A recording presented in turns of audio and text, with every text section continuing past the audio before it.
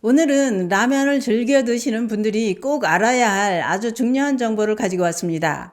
출출할 때 라면을 드시거나 한 끼 식사로 라면을 드시는 분들 많은데요. 그런데 라면에 든 이것은 드실 때 좀 생각해보고 드셔야 될 것이 있습니다. 특히 노년층은 이걸 먹어야 할지 버려야 할지 더 깊이 생각해 볼 필요가 있는데요. 왜냐? 노년층 건강에 더 영향을 미칠 수 있기 때문입니다. 라면에 들어있는 것 하면 분말 스프 또는 건더기 스프인데 뭐가 해롭다는 거냐? 그걸 알려드리려고 준비했습니다. 라면을 끓일 때 보면 분말 스프와 건더기 스프가 들어있는데요. 그런데 일부 라면에는 한 가지 더 들어있는 것이 있습니다. 바로 라면 맛을 확 올려주는 작은 봉지 유성 스프입니다. 유성 스프는 고소하고 얼큰하고 라면을 더 맛있게 해주는 스프인데요. 그런데 이게 노년층에겐 큰 부담이 될 수 있다는 겁니다.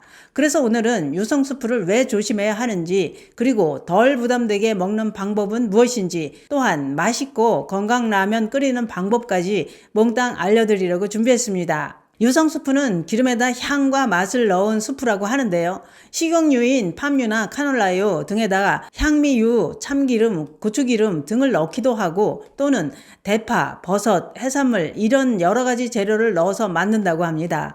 때로는 닭이나 돼지 기름을 넣어서 풍미를 확 올려주는 경우도 있다고 하는데요. 어쨌거나 정확하게 기름에다 무엇을 넣고 어떻게 유성 스프를 만들었는지는 알 수가 없는데요. 분말 스프가 간과 기본 맛을 책임진다면 유성 스프는 기름 향과 고소함을 더하는 역할을 해서 더 맛있게 해줍니다. 그러면 노년층에게 부담이 되는 이유는 무엇이냐? 왜 조심하라고 하는 거냐? 그 이유는 바로 이것 때문입니다.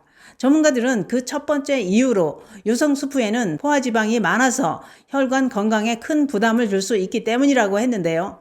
대부분의 노년층은 나쁜 콜레스테롤이 높은 경우가 많고 혈관에 지방이 쌓이는 혈관 건강에 문제가 생긴 경우가 많습니다.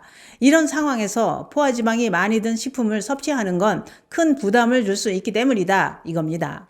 뿐만 아니라 일부 유성 스프는 포화지방이 꽤 들어갔을 수 있다고 하는데요. 포화지방을 섭취하면 나쁜 콜레스테롤 수치가 올라가 혈관 건강에 나쁜 영향을 줄 수 있기 때문에 고지혈증, 심장질환, 뇌혈관 질환 이런 이력이 있는 분들은 특히 더 조심해야 된다고 설명합니다. 두 번째는 위 역류에 자극을 줄 수 있다고 했는데요. 매운 기름이나 향신료가 들어간 유성 스프는 위산 역류, 속쓰림을 악화시킬 수 있기 때문이라는 겁니다. 그래서 역류성 식도염이 있거나 속쓰림이 있는 분들은 특히 더 조심해야 됩니다. 또 한 가지 문제는 유성 스프가 들어가면 국물이 더 맛있어서 국물을 더 많이 마시게 됩니다. 이때 나트륨 섭취가 확 늘어나게 되면서 혈압도 오르고 부종도 생기게 되는데요. 문제의 핵심은 나트륨인데 유성 스프가 국물 섭취량을 늘리면서 나트륨 섭취량도 늘어날 수 있다는 것입니다. 또 한 가지 문제가 되는 것은 유성 스프를 맛있게 하려고 기름에다 파, 마늘을 넣고 가열시키는 것인데요. 기름에다 파, 마늘, 고추 이런 걸 넣고 가열시키면 파, 마늘 향이 더해지면서 더 맛있겠죠. 그런데 문제는 파기름을 낼 때 오래 가열하면 독이 생긴다는 것입니다. 왜냐? 고열로 태우듯이 파기름을 낼 때 기름이 분해되면서 연기 속에 다환방향족 탄산수소라는 물질이 생긴다고 합니다. 다환방향족 탄화수소란 불완전 연소 등으로 발생하는데 일부는 발암물질로 분류되어 있다고 합니다. 특히 기름이 탈 때 생기는 벤조필에는 대표적인 인체 발암물질로 분류되어 있습니다. 핵심은 파 자체가 아니라 기름을 과열할 때 생기는 물질이라는 것입니다. 뿐만 아니라 기름 발연점도 문제라고 했는데요. 왜냐? 기름은 연기가 나기 시작하는 온도를 넘기면 알데하이드라는 유해물질이 늘어나기 때문입니다. 다시 말해 파를 넣는 행위가 아니라 기름을 과열할 때 문제가 생길 수 있다는 얘기입니다. 기름은 다 열에 약하다고 합니다. 그래서 오래 끓이거나 여러 번 가열하면 맛과 향이 떨어질 뿐만 아니라 품질도 나빠지고 변질될 수 있다는 겁니다. 그래서 대부분 라면 설명서에는 마지막에 넣으라고 하는데요. 그런데 유성 스프에는 참깨, 땅콩, 갑각류 추출물 등 알레르기를 유발할 수 있는 성분이 들어가는 경우도 있어서 알레르기가 있으신 분들은 원재료명 꼭 확인하시고 드시길 권해드립니다. 그런데 유성 스프를 MSG 덩어리라고 생각하시는 분들도 계실 겁니다. 그런데 MSG는 물에 잘 녹는 성분이라 분말 스프에 주로 들어간다고 합니다. 유성 스프는 향을 낸 기름을 말하는 것입니다. 그러면 유성 스프를 만들 때 기름을 얼마나 태우면서 만들었는지, 향 첨가제를 얼마나 넣었는지 이건 우리가 알 수 없지요. 그래서 조심하라고 하는 겁니다. 그러면 이걸 그냥 버려야 하느냐? 전문가들이 알려주는 방법이 있기는 합니다. 맛을 내기 위해 유성 스프를 꼭 넣고 싶다면 다 넣지 말고 절반만 넣는 겁니다. 반만 넣어도 맛의 차이는 생각보다 크지 않고 건강 부담도 줄일 수 있지요. 또 한 가지 방법은 대체 오일 한 방울 전략입니다. 라면에 든 유성 스프는 빼고 집에 있는 들기름이나 참기름을 넣는 방법인데요. 라면을 다 끓이고 나서 불을 끄고 참기름이나 들기름을 한 티스푼 정도 넣어 드시면 향은 챙기고 포화지방 부담을 낮추는 방법이 된다 이겁니다. 또 한 가지 방법은 국물은 남기고 건더기 위주로 먹기입니다. 국물은 나트륨과 기름이 많아서 국물 유혹을 뿌리치고 건더기, 면 위주로 드시는 게 건강에 도움이 된다는 얘기입니다. 또한 건강에 해롭다고 알려진 인스턴트 식품인 라면도 어떻게 먹느냐에 따라 건강에 미치는 나쁜 영향을 낮출 수 있다고 했는데요. 그게 뭐냐? 그것은 바로 라면을 먹을 때 라면에 부족한 채소와 단백질을 함께 드시는 방법입니다.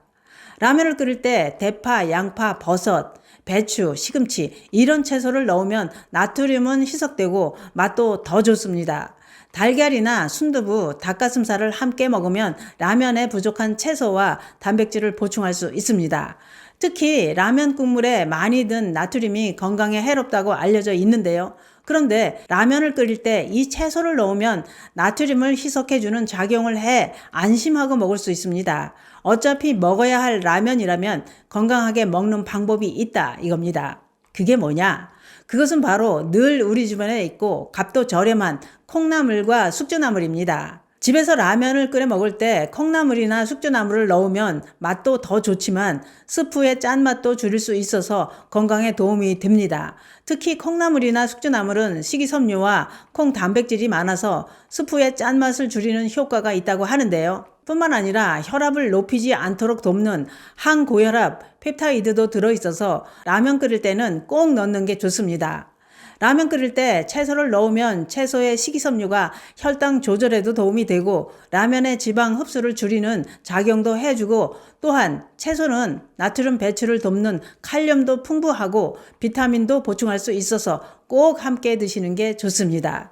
물이 끓고 라면을 넣을 때 미리 씻어서 준비해둔 콩나물이나 숙주나물 그리고 양파를 함께 넣으면 국물도 시원하고 짠맛도 줄일 수 있습니다. 저는 라면 끓일 때 양파를 넣고 다 끓이고 난 후 불을 끄고 쌈채소, 당귀잎을 넣었더니 한약 냄새가 나면서 보약을 먹는 기분이 들더군요.